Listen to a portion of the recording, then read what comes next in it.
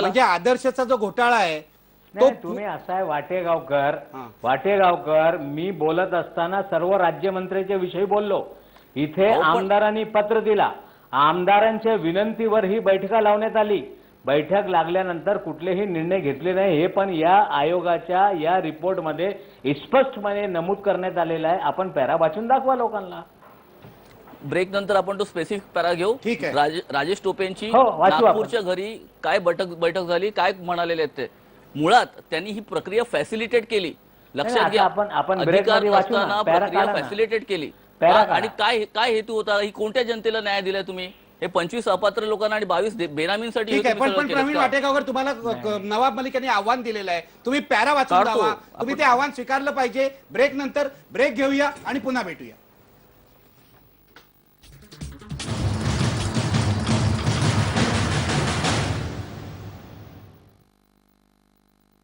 हा 70% वीज वाचवतो. हा तो यूपीएस पण. हा बघा सर, हा किती वीज वाचवतो. हा वीज नाही वाचवत. थांबा, घेऊन या मायक्रोटेक विथ IPS टेक्नॉलॉजी, जो रोज इतकी वीज वाचवतोय की 3 वर्षात होऊन जातो अगदी फ्री. मायक्रोटेक पण वीज वाचवतो. शाबास.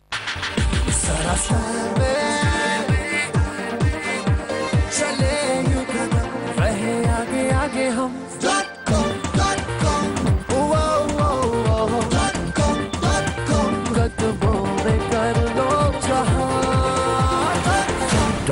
from the House of Action. नसाका देता 100% सुरक्षित आणि शुद्ध पाणी. याची मिंचे टेक्नॉलॉजी ऍड करी आवश्यक मिनरल्स आणि देतं टेस्टही. तर तुम्ही कोणाला निवडाल, नसाका की आजारांना? जर मी असं म्हटलं की एक असं रिफाइंड इंजिन बनवलं गेलंय जे सर्वात जास्त मायलेजच्या सोबत जबरदस्त पॉवर देखील देतं, पटेल का? ऑटोमॅटिक ट्रान्समिशन मॅन्युअल पेक्षा देखील जास्त मायलेज देते.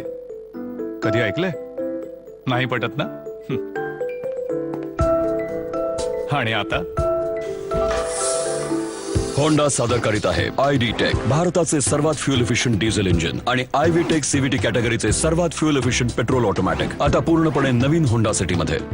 दातांना साफ आणि स्वस्थ ठेवण्यासाठी तुम्ही बघू शकता की नवीन ओरल बी ऑलराऊंडर टूथपेस्ट किती उत्तम आहे. नवीन ओरल बी ऑलराऊंडर टूथपेस्ट फक्त 15 रुपयांमध्ये. तुमचा परिवार आणि परिवाराच्या प्रत्येक सदस्याच्या वेगळ्या आवडीनिवडी. कोणाला आरोग्यात रस तर कोणाला काल साहित्याचा जिव्हाळा. भविष्य, वास्तुशास्त्र, फॅशन, शिक्षण, पाककृती या सगळ्याची संपूर्ण माहितीने खच्चून भरली आहे लोकमत कालदर्शिका. लोकमत कालदर्शिका दिनदर्शिकाच नव्हे तर तुमच्या परिवाराची मैत्रीण. डोकेदुखीत कन्फ्युजन का? सॅरिडॉन घ्या. सॅरिडॉन आणि डोकेदुखीवर आराम. दुखणं नाही, त्रास नाही, फक्त एक सॅरिडॉन. जिद्दी दुर्गंध घालवण्याचं चॅलेंज आम्ही अँबीप्युअरला दिलं. बघा लोक काय म्हणाले.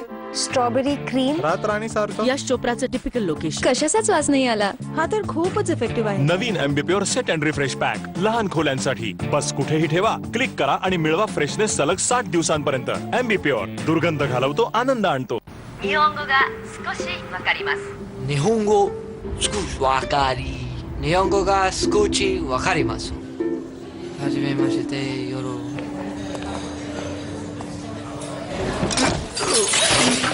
Sorry. はじめまして、よろがします。You okay? Yes, I'm fine.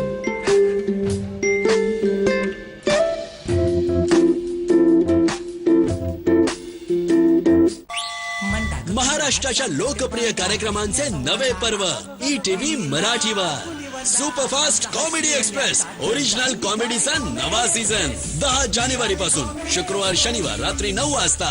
आणि स्वप्न साकार करण्यासाठी लागते घरच्यांची साथ. म्हणूनच असेल साथ तर जमेल बा. क्लिनिक प्लस प्रस्तुत कोण होईल मराठी करोडपती. 13 जानेवारी पासून सोमवार मंगळवार रात्री 9 वाजता ETV मराठीवर. हॅलो, मी लडाखच्या लामायूर गावातून बोलते. तिथे जे पोस्ट ऑफिस आहे ना, त्याच्या पुढे एक रस्ता जातो. तिथे 5 कच्ची घरे आहेत. त्यातलं शेवटचं घर आमचे. तुम्ही तिथे टाटा स्काय लावू शकता का? मॅडम, तुमचा फोन लागला म्हणजे समजा की कनेक्शनही लागलं. आता भारतातील कोणत्याही कानाकोपऱ्यातून फोन करा, टाटा स्काय लावा. टाटा स्काय हे लावलं तर लाईफ जिंगालाला. जेव्हा गोष्ट तुमच्या कुटुंबामध्ये सर्वांच्या दातांना साफ आणि स्वस्थ ठेवण्याची असते, तेव्हा तुम्ही बघू शकता की नवीन ओरल बी ऑलराऊंडर टूथपेस्ट किती सर्वोत्तम आहे. नवीन ओरल बी ऑलराऊंडर टूथपेस्ट फक्त 15 रुपयांमध्ये. फक्त 15 रुपयांमध्ये.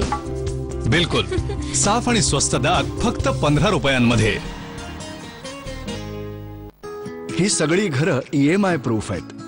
EMI प्रूफचा अर्थ EMI नंतर जेव्हा घर तुमचं होईल तेव्हाही घर राहील मजबूत नव्यासारखं. आणि घरांना EMI प्रूफ बनवण्यासाठी आमच्यासारखे इंजिनियर्सना हवी असते ताकद. UltraTech cement, the engineers choice. कारण की ह्या सिमेंट मध्ये दम आहे. आम्ही पाहिली आहे अशी विशाल, सुंदर, कार्यक्षम, अथक इंडिया. तुम्हालाही देण्यासाठी हा अनुभव आम्ही बनवली आहे सुंदर, प्रशस्त आणि दमदार रेनो डस्टर. न थांबणाऱ्या इंडियासाठी. ओरल बी प्रस्तुत करत आहे एक अशी टूथपेस्ट जी इंडियाच्या 32शीची काळजी घेईल. नवीन ओरल बी प्रो हेल्थ जी देते मजबूत दात, जर्म प्रोटेक्शन, व्हाइटनिंग आणि हेल्दी गम्स. समजा अनेक टूथपेस्टचा फायदा एका टूथपेस्ट मध्ये. नवीन ओरल बी प्रो हेल्थ. माझं ऐका, जुने रूल्स विसरून जा, आपले रूल्स स्वतः बनवा. कारण साधारण पॅड्सच्या तुलनेत एक विस्पर अल्ट्रा क्लीन जोरदार ओघळ शोषून घेतो 5 पट चांगला.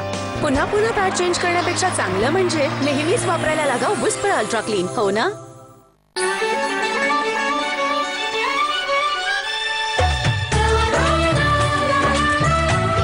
ट्रायंगल फिल्मों में ठीक है, पर फिल्म की सीटिंग में ट्रायंगल. bookmyshow.com. बुकिंग के टाइम अपने मनचाहे सीट्स चूज करें. bookmyshow.com. माय शो, माय टाइम, माय सीट.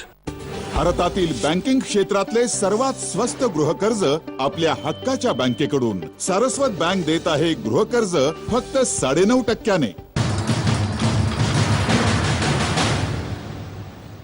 ब्रेक पूर्वी नवाब मलिक यांनी आव्हान दिलं होतं इथे प्रवीण वाटेगावकरांना. वाटेगावकर वाचून दाखवा आदर्श अहवालातला तो आक्षेपार्ह भाग. पान क्रमांक 662 वरती आदर्श आयोगाने नोंदवलंय, Shri Sunil Tatkare called a meeting on 4th April 2003 at his residence on the subject relating to grant of additional land from BBR Block 6 to Adarsh CHS. Similarly, Shri Rajesh Rope also called a meeting on 15th December 2004 at his residence at Nagpur for consideration of the proposal for granting additional FSI of BST plot to Adarsh Society. Both the ministers have not disputed the fact of having called the above mentioned meetings. Thapka Ayogacha. The commission expresses its displeasure at the conduct of both these ministers who tried to meddle with the issue of Adarsh CHS when it was not within the purview of the distribution of their work. Why should they go out of the way and show such unwarranted attempts to favor to the Adarsh Cooperative Housing Society? Nawab Malik आता उत्तर द्या. नाही, मी English त्यांनी वाचला, मी बोलू इच्छितो. कुठलेही favour केलं नाही, त्यामध्ये त्यांनी बैठक बोलवली ही आक्षेप आहे. मी सुरुवातीपासून बोलतो की या राज्यामध्ये सन्मान्य मुख्यमंत्री सर्व राज्यमंत्र्याला मीटिंग. नवाब मलिक हे तुमचं उत्तर कळलेलं आहे. आयोगाने असं म्हटलंय. नवाब मलिक नाही, नवाब मलिक तुम्हाला एकतर्फी बोलता येणार नाही. तुम्ही माझ्या नाही ऐकून घ्या नाही. तुम्ही याचं उत्तर द्या. ते have gone out of the वे असं म्हटलेलं आहे. तुम्हाला इंग्रजी कळतं ना? ते आपल्या मर्यादेच्या बाहेर गेले. गॉन आउट ऑफ द वे असं म्हटलेलं आहे. त्याचं उत्तर द्या. नाही, तुम्ही बोलले तर कोणी आरोपी होत नाही. मी नाही बोलत आहे, आयोग बोलतोय. जरा वाचायला शिका. असं होऊ शकत नाही. नवाब मलिक जरा वाचायला शिका. आयोगाने म्हटलंय न देण्यासाठी असं शिफारिश केलेला तुम्ही नीट वाचा ना. अहो नीट तुम्हाला आता वाचून दाखवलं, पुन्हा वाचा. त्यांना समजलं नाही, जरा मराठी ट्रान्सलेशन सांगा. सिलेक्टिव्ह तुम्ही जरा ऐका ना, तुम्ही सिलेक्टिव्ह पॅरा वाचताय की अधिकार नसताना बैठक वाचून अधिकार नसताना बैठक बोलवली आणि they have gone out of the way. Displeasure असं म्हटलेलं आहे. ऐकतच नाही तुम्ही जजमेंट नका द्या. मी जजमेंट देत नाही. मी फक्त तुम्ही जी लोकांची. नवाब मलिक आता ऐकून घ्या, ऐकून घ्या. महाराष्ट्रातल्या जनतेला याचा संताप आहे की तुम्ही सातत्याने लोकांची दिशाभूल करताय. इथे आता वाचून दाखवलं, त्याचं उत्तर द्या आधी. त्याचं उत्तर द्या आधी.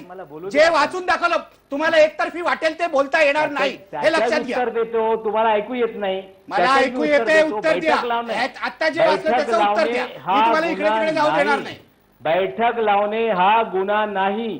त्या बीएसटीची मिनिट्स बघा. बीएसटीनी शिफारस केली होती की यांना ऍडिशनल एक्सरसाइज द्या. राज्यमंत्र्यांनी त्याला टर्न डाऊन केलेला आहे. तुम्ही जरा नीट ते मिनिट्स मागवा आणि वाचा. राज्यमंत्र्यांनी सांगितला असा देता येत नवाब नाही. मलिक, हा निर्णय त्या बैठकीत नवाब झालेला मलिक, आहे. तुम्ही मिनिट्स मागून नाही, बघून मी घ्या. तुम्हाला वाचून दाखवतो पुन्हा तुमच्या माहितीसाठी. The commission expresses it's displeasure, याचा अर्थ असा होतो कमिशन आपला खेद संताप व्यक्त करतो ऍट द कंडक्ट ऑफ ठीक आहे, बोथ दिस displeasure. मिनिस्टर. Displeasure हा गुन्हा ऐका, नाही. या दोन्ही मंत्र्यांच्या वर्तनाबद्दल कमिशन खेद व्यक्त करतं असं त्यांनी म्हटलेलं आहे. Who tried to meddle with the issue of Adarsh society when it was not within the purview of the distribution of their work. त्यांनी हस्तक्षेप करण्याचा प्रयत्न केला. ऐकून घ्या ते काय म्हणतायत. त्यांच्या अधिकार क्षेत्रात नसताना त्यांनी हस्तक्षेप करण्याचा प्रयत्न केला. पुढे ऐका, ट्रान्सलेशन पण सांगतो. Why should they go out of the way and show such unwarranted attempts to favour to the Adarsh society. याचा अर्थ असा होतो ते आपल्या मर्यादेच्या बाहेर का गेले, आउट ऑफ द वे का गेले आणि त्यांनी आदर्श सोसायटीला फेवर्स का दाखवले, सोसायटीवर त्यांनी खास मर्जी का दाखवली असा त्याचा अर्थ होतो. हे बघा आदर्शच्या रिपोर्ट मध्ये लिहिलेलं आहे. आता उत्तर द्या. त्यांच्याकडे अधिकार न होता त्यांनी बैठक घेतली हा अर्थ आहे त्याच्यात. त्यासाठी ते डिस्प्लेजर दाखवताय.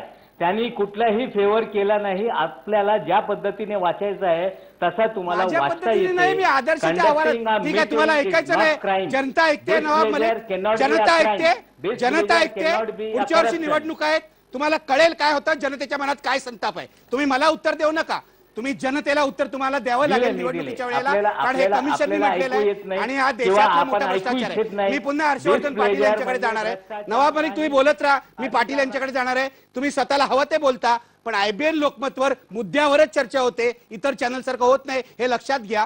मी हर्षवर्धन पाटलांकडे जाणार आहे. पाटील साहेब, मला हे तुम्हाला विचारायचं आहे की आज अधिकारी संतापलेले आहेत. तुम्ही अधिकाऱ्यांना असं म्हटलेलं आहे की त्यांच्यावर डिपार्टमेंटल ऍक्शन होईल.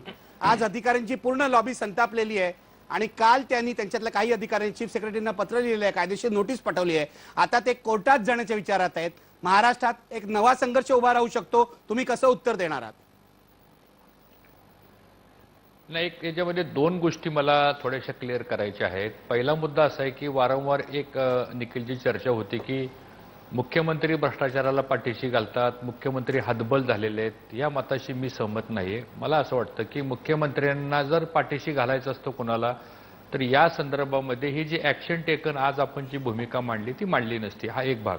दुसरा भाग, आता इथं जो मुद्दा उपस्थित करण्यात आला होता दोन तत्कालीन राज्यमंत्र्यांच्या बाबतीमध्ये, एक गोष्ट आहे की त्यांनी मिटिंग बोलवली. आता मिटिंग बोलवली आणि त्यांनी फेवर केलं असं थोडंसं त्या रिपोर्टमध्ये त्यांनी म्हटलेलं आहे. हे खरं आहे ना? थँक्यू व्हेरी मच झालं. हर्षवर्धनजी, थँक्यू व्हेरी मच. तुम्ही कबूल केलं की अनवॉरंटेड फेवर्स केले. नाही, एक मिनिट माझा ऐकून घ्या. मला माझा मुद्दा पूर्ण करू द्या. पूर्ण करू दे. मिटिंग घेतली आणि त्यांनी फेवर केलं असं रिपोर्टमध्ये म्हटलेलं आहे. परंतु फेवर काय केलं? एक तर त्यांना अधिकार नव्हते, त्यांनी कुठलीही नसती हाताळलेली नाही. दोन्ही तत्कालीन राज्यमंत्र्यांनी हे मुद्दा स्पष्ट केला पाहिजे की त्यांनी नसती हाताळलेली नाही. हा एक भाग. दुसरा भाग असा आहे की त्या मिनिट्समध्ये काय लिहिलं गेलं, त्या मिनिट्समध्ये जो काही ते तुमचा जे रिझर्वेशन होतं, रस्त्याच्या संदर्भातला जो मुद्दा होता तो अमान्य करण्यात आलेला आहे. एवढाच मुद्दा तिथं होता. तो निर्णय अमान्य झालेला आहे. त्यामुळं या दोघांनीही कुठल्याही प्रकारचं आउट ऑफ वे जाऊन काही निर्णय घेतलाय असं नाहीये. त्यांच्याकडे नसती पण आलेली नाही. आता दुसरा मुद्दा असा आहे की अधिकाऱ्यांच्या बाबतीत जो मुद्दा आपण इथं उपस्थित केला, एक तर याच्यामध्ये आपल्याकडे प्रोसिजर आहे. आता जरी आम्ही DE करायचा निर्णय जरी घेतला असला तरी प्रत्येकाला आपली बाजू मांडण्याचा अधिकार आहे. असं काही सोमोटो कुठली ऍक्शन होणार नाही. प्रत्येकाबद्दल जे आक्षेप नोंदवले गेले असतील त्याची आपल्याकडं सेवा याच्याप्रमाणे शर्तीप्रमाणे त्याची एक प्रोसिजर आहे. मला असं वाटतं त्या प्रोसिजर प्रमाणे मुख्य सचिवांच्या माध्यमातून कुठल्या अधिकाऱ्याची जी काय आपल्याला इन्क्वायरी करायची किंवा ज्याला आपण डिपार्टमेंटली इन्क्वायरी म्हणतो आपण, ती इन्क्वायरी ह्या माध्यमातून केली जाईल. आणि ही इन्क्वायरी करत असताना प्रत्येकाला नॅचरल जस्टिसच्या माध्यमातून त्यांना ही संधी दिली जाईल असं त्या डिपार्टमेंटल इन्क्वायरीमधले तत्व आहेत. आणि मला असं वाटतं आता त्या संदर्भामधली ती भूमिका होईल. आणि एकंदरीत जी ऍक्शन आपल्याला घेता येत होती ती ऍक्शन घेण्याच्या बाबतीतला निर्णय आपण या आजच्या मंत्रिमंडळाच्या बैठकीमध्ये आपण घेतलेला आहे. ठीक आहे. खडसे साहेब, मला तुम्हाला विचारायचं आहे तुम्ही मंत्री होतात, महाराष्ट्राचे अर्थमंत्री तुम्ही होतात. कोणताही अधिकारी मंत्र्यांच्या सांगण्याशिवाय असा निर्णय घेतो का? म्हणजे हे अधिकाऱ्यांना लटकवतायत, सूचना आदेश मात्र मंत्र्यांनी तोंडी किंवा लेखी दिलेले आहेत. काय म्हणाले याबद्दल? पूर्ण महाराष्ट्रातली नोकरशाही आहे ती जी आहे तिचं मनोधैर्य खचणार नाही का यामुळे? निश्चित मनोधैर्य खचेल, कारण काल जे पत्र दिलं अधिकाऱ्यांनी त्या पत्रामध्ये त्यांनी म्हटलंय की नॅचरल जस्टिसनुसार आमचं म्हणणं ऐकून घ्यायला पाहिजे. त्या पत्राची कॉपी त्यांनी मला पण दिलेली आहे. आता मुख्यमंत्री हे म्हणतात हतबल नाही आहे, मुख्यमंत्री नाही आहे. हे उशिरा सुचलेलं तुम्हाला शहाणपण आहे. एवढं जर शहाणपण तुम्हाला असेंब्लीमध्ये हा प्रस्ताव ठेवताना आलं असतं तर त्या ठिकाणी तो फेटाळला असं तुम्ही म्हटलं नसतं. आता उशिरा 8 दिवसानंतर हे शहाणपण आलं ते राहुल गांधींनी सूचना केल्यामुळे आलेलं आहे. आता अधिकाऱ्यांना तुम्ही फाशीवर लटकवतात. याच अधिकाऱ्यांना नैसर्गिक न्यायतत्वानुसार तुम्ही आधी त्यांचं म्हणणं ऐकून घेता आलं असतं तुम्हाला, पण हे घेतलं नाही आणि तसाच अहवाल सभागृहामध्ये ठेवला आणि आम्ही सगळा फेटाळतो सांगतात. त्या फेटाळाच्या आधी जर यांचं म्हणणं ऐकून घेतलं असतं तर हे होत नाही, झालं नसतं. आता मीही मंत्री होतो, 90% तरी विषय मंत्र्यांच्या संमतीशिवाय किंवा सल्ल्याशिवाय किंवा सूचनेशिवाय अधिकारी करत नाही असा माझा अनुभव आहे. स्वतःहून अधिकारी कधीही या संदर्भामध्ये करत नाही, चर्चा केल्याशिवाय, आणि वरिष्ठ अधिकाऱ्याचं नाहीच नाही असा आजवरचा त्याच्यामधला अनुभव आहे. मग आता या ठिकाणी त्या मंत्र्यांनी काहीही सूचना केली नसेल असं मला तरी पटत नाही आहे. मंत्र्यांच्या सूचनेशिवाय अधिकाऱ्यांनी लिहिलं नाही. जेवढ्या अधिकाऱ्यांना तुम्ही असतात तेवढेच तुमचे मंत्री या प्रकरणामध्ये दोषी दिसत आहेत आणि या मंत्र्यांना आपल्याला बाकी वाचवण्यासाठी प्रयत्न करताय, अधिकाऱ्यांना पकडण्यासाठी प्रयत्न कराय. याने महाराष्ट्रातील सर्व अधिकारी डिमोरलाइज होतील. उद्या कारण नसताना किंवा त्याच्यामध्ये दोष नसताना जर कारवाई झाली तर अख्खी प्रशासनिक यंत्रणा नाराज होईल. दोष असेल कारवाई केली पाहिजे. मग त्याच्याबरोबर ह्यांच्यावर कारवाई करायचं तर ज्या मंत्र्यांवर ठपका ठेवलेला आहे त्यांच्यावर कारवाई केली पाहिजे. त्यांचं म्हणणं साधं आहे, आम्हालाच का पकडताय? जर आम्ही असू दोषी तर आम्हाला तुम्ही जरूर कारवाई करा, परंतु जे मंत्री आहेत त्यांच्यावरही कारवाई केली पाहिजे. यांची हिंमत नाही, सुशील कुमार शिंदेवर कारवाई करण्याची यांची हिंमत नाही आहे. आणि त्यामुळे एवढ्या वरिष्ठ अधिकाऱ्यांवर मंत्र्यांवर कारवाई करण्याची हिंमत मुख्यमंत्र्यांमध्ये नाही आणि मुख्यमंत्री हतबल आहे. त्यांना न्यायालयानं राहुलजींचं ऐकावं लागेल. उद्या सोनियाजींनी सांगितलं तरी हा सारा प्रस्ताव त्यांना फिरवावा लागेल. शेवटी त्यांना दबावाखाली काम करता येतं. हर्षवर्धनजी उत्तर द्या की जर अधिकारी दोषी असतील तर त्यांचे बॉस असलेले ज्यांच्या आदेशाप्रमाणे सगळं चालतं ते मंत्री का नाहीत? नाही, एक तर याच्यामध्ये आता हा सगळा रिपोर्ट आपल्याकडं आता प्रत्येक ह्याच्यावर आपण एक एक क्लॉज आपण वाचत जातो. खरं म्हणजे खूप मोठा रिपोर्ट आहे. आता ह्या रिपोर्टमध्ये सगळ्या बाबी आयोगाने स्पष्ट केलेल्या आहेत. आता आयोगाने स्पष्ट करून जे काही निष्कर्ष काढले त्या निष्कर्षाप्रमाणे राज्य मंत्रिमंडळाला जी कारवाई करता येईल ती कारवाई करण्याचा निर्णय आम्ही घेतला, हे मी पुन्हा पुन्हा सांगतोय. आता खडसे साहेब जे म्हणतात ही गोष्ट खरी आहे की नॅचरल जस्टिस खरं म्हणजे इन्क्वायरी ऑफ कमिशनमध्ये सुद्धा ज्यावेळेस जस्टिस पाटील साहेबांनी जो हा सगळा अहवाल तयार केला त्यावेळेस पण त्यांनी खरं म्हणजे काही गोष्टी इन्क्वायरी ऑफ कमिशनच्या माध्यमातून सुद्धा म्हणणं ऐकून घेण्याकरता म्हणून ती सगळी प्रोसिजर त्यांनी केली का नाही केली याची माहिती आज माझ्याकडे उपलब्ध नाही. परंतु आज मात्र जो निर्णय आम्ही केला त्याच्यामध्ये डीई मध्ये आता खडसे साहेबांनाही माहिती की डिपार्टमेंटली इन्क्वायरी आपण कशी करतो. एक तर आपण त्यांना नोटीस पाठवतो, ते बरोबर आहे. खडसे साहेबांना काहीतरी बोलायचं आहे. हर्षवर्धनजी, खडसे साहेब आक्षेप घेत आहेत तुमच्या बोलण्याला. एकच मिनिट मला बोलायचं यासाठी आहे की या 2 मंत्र्यांनी या संदर्भामध्ये तुम्ही सूचना केली, यांनी सूचना केली, शिफारस केली म्हणून पुढे केली. माझी माहिती आहे, मी जबाबदारीने सांगतो की जे 2 मंत्री आहेत सुनील तटकरे आणि राजेश टोपे, जे बेनामी फ्लॅट्स आहे त्याच्यामध्ये या दोघांचे 2 फ्लॅट आहे, ही माझी माहिती आहे. आणि मग यांचा काही संबंध नसताना हे बेनामी फ्लॅट यांचे आले कसे यांची चौकशी झाली पाहिजे की नाही. म्हणजे यांचा प्रत्यक्ष अप्रत्यक्ष संबंध असल्याशिवाय यांचे बेनामी फ्लॅट दोन्ही मंत्र्यांचे त्या ठिकाणी असणं हे म्हणजे काही योगायोग नाही आहे. यांनी अप्रत्यक्ष मदत केली म्हणून यांना बेनामी फ्लॅट मिळाले, यांनी फ्लॅट घेतल्यात तिथे. हर्षवर्धनजी काही उत्तर द्यायचंय तुम्हाला?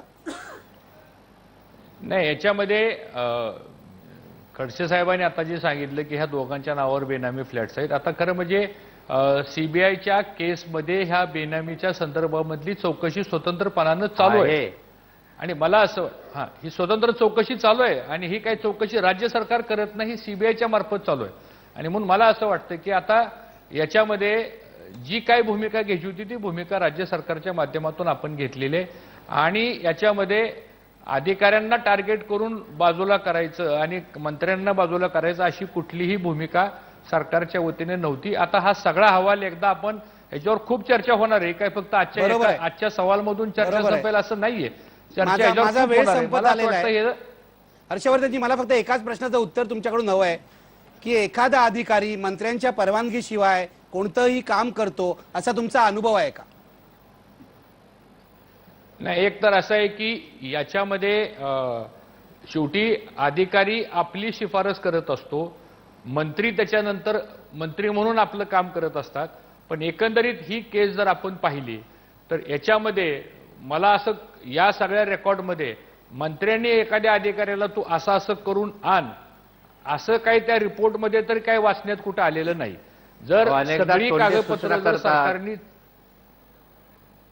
काय म्हटलं तोंडी सूचना, अनेकदा मंत्री तोंडी सूचना करतात, अधिकारी त्याचं पालन करतात. या प्रकरणानंतर अधिकारी तुम्हाला लेखी मागत जातील फाईलवर की आम्हाला काय आदेश द्यायचे ते लेखी द्या, आम्ही कारवाई करतो. उद्या कुणी ओरली ऐकणार नाही, तुमचा मान सन्मान ठेवणार नाही. आतापर्यंत पद्धती होत्या, नियमानुसार असेल तर अधिकारी करायचे, तोंडी सूचनेनं सुद्धा करायचे आणि नंतर रिपोर्ट करायचे, नंतर फायलिंग करायचे.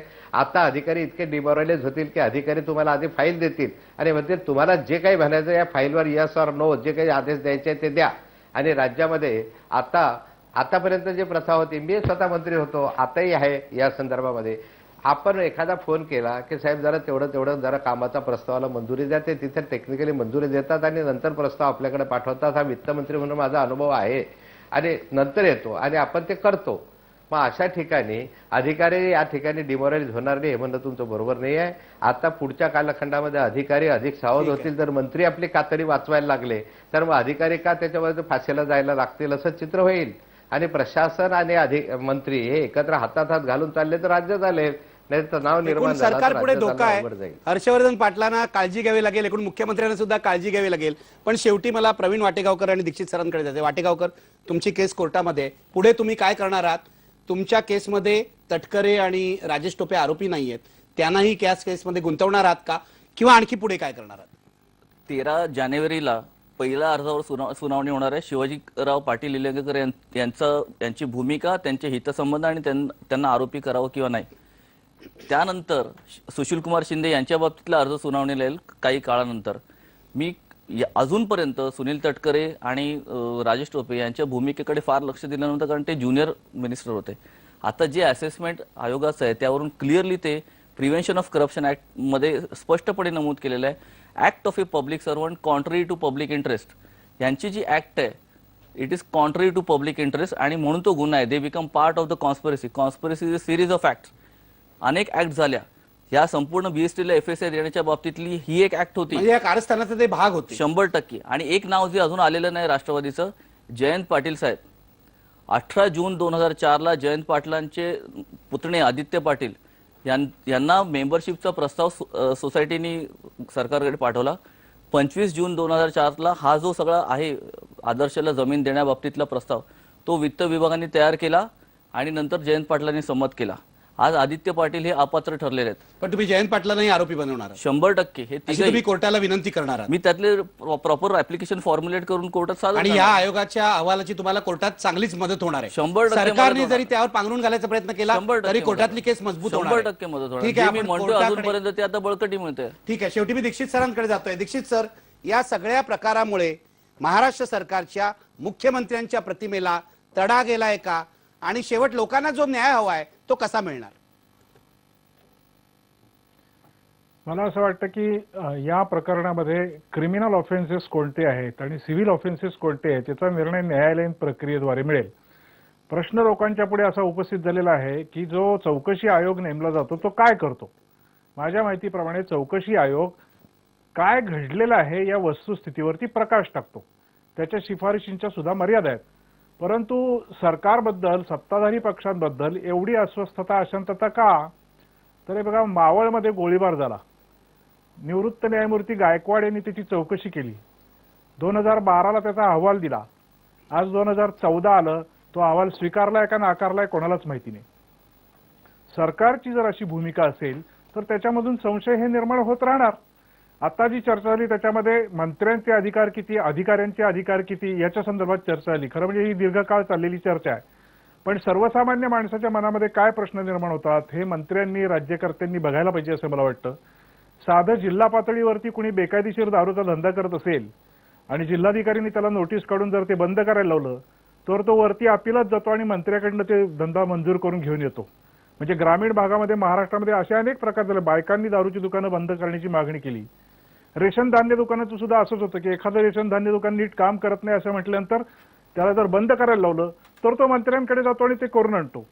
तेव्हा काय ऍप्लिकेशन ऑफ माइंड हे मंत्री तिथे लावतात आणि एवढा मोठा जो हा व्यवहार आहे याच्यामध्ये का लावत नाहीत? मला तर स्वतःला असं वाटतं, माझं तर प्रामाणिक मत असेल, ही न्यायालयीन लढाई चालणार. ज्यांच्यावरती आरोप आहेत त्यांना त्यांची बाजू आज सांगता येणार नाही, त्यांचा डिफेन्स आज मांडता येणार नाही, हे मला मान्य आहे. तरी देखील हायकोर्टाने स्वतःहून किंवा हायकोर्टाकडे लोकांनी जाऊन या प्रश्नावरती SIT बसवली पाहिजे. कारण लोकांच्या मनात शंका आहेत, संशय आहेत. राज्यमंत्री काय निर्णय घेतात, कॅबिनेट मंत्री काय निर्णय घेतात, या बाबतीत अनेक विषय सांगता येण्यासारखे आहेत. परंतु हा संशय जर दूर करायचा असेल तर जो अहवाल नाकारलेला होता तो का स्वीकारला याचं स्पष्टीकरण पाहिजे. राज्यपालांनी खटला भरण्यासाठी माजी मुख्यमंत्री अशोक चव्हाण यांना का नाकारलं याचं स्पष्टीकरण पाहिजे. कारण मध्य प्रदेश हायकोर्टाचा एक निर्णय असा सुद्धा आहे की राज्यपालांना अशा डिस्क्रिमिनेटरी पॉवर नाहीत, that can be challenge in the court. तेव्हा या प्रश्नात मोठा संशय निर्माण झालेला आहे आणि हा संशय अशासाठी आहे की ज्यांच्याकडे कसलेच पैसे नाहीत अशा लोकांनी ते घेतले. त्याच्यामध्ये कसं आहे, नोकरशाहीच्या बद्दल सुद्धा आपण फार कौतुक करायचं कारण नाही. या सगळ्या लोकांनी काय काय केलं हे लोकांच्या पुढे येत आहे. त्यामुळे संशयाच्या संदर्भामध्ये पारदर्शकतेची भूमिका सरकारने घ्यायला पाहिजे होती. तुम्ही इतकी बिलं आणता, आता त्याच्यासाठी स्पेशल सेशन बोलवता. सरकारची जर पारदर्शक भूमिका राहिली नाही तर सरकारला जनतेकडून त्याचा प्रतिसाद काय मिळतो हे नजीकच्या काळात दिसेल असं मला वाटतं. अगदी शेवटी पुन्हा एकदा प्रश्न बघा, आदर्श आयोगाचा अहवाल अंशतः स्वीकारून सरकारनं पळवाट काढली आहे का? 99% लोक म्हणतात होय, सरकारनं पळवाट काढली आहे. मुख्यमंत्री पृथ्वीराज चव्हाण, त्यांचे सहकारी, त्यांचे मित्रपक्ष हे लक्षात घेतील. आज जनतेमधला असंतोष आहे. निवडणुकीला अजून जवळजवळ 11 महिने आहेत तरी सुद्धा जनतेच्या मनात असंतोषाचा स्फोट होतोय. तो लक्षात न घेता जर पुढे गेलात तर दिल्लीची पुनरावृत्ती महाराष्ट्रातही व्हायला वेळ लागणार नाही. धन्यवाद. पहा फक्त IBN.